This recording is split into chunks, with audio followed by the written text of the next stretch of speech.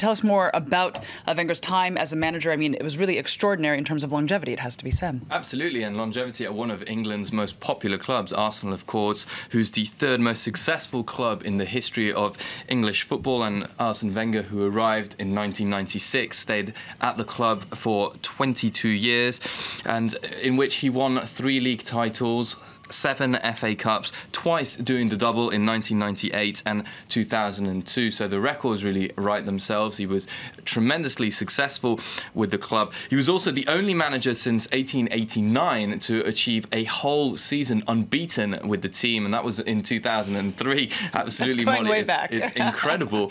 And that was with the great team of Arsenal, which included Thierry Henry, Robert Pires, Dennis Bergkamp. I mean, the players and the personalities of these players speak for themselves.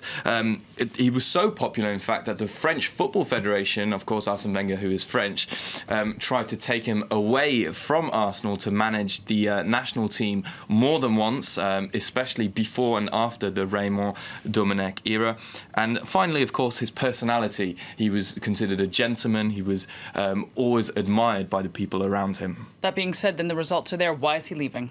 Well, simply because the results haven't been there in the last couple of years, especially in the last 5 or 10 years. Arsene Wenger, who won most of his trophies during the first 9 years he was at the club. Since then, there's been a real slump in the performances. The fans have been very unhappy, and of course in England, like anywhere, but in England especially, the fans have a tremendous input in what goes on at the club.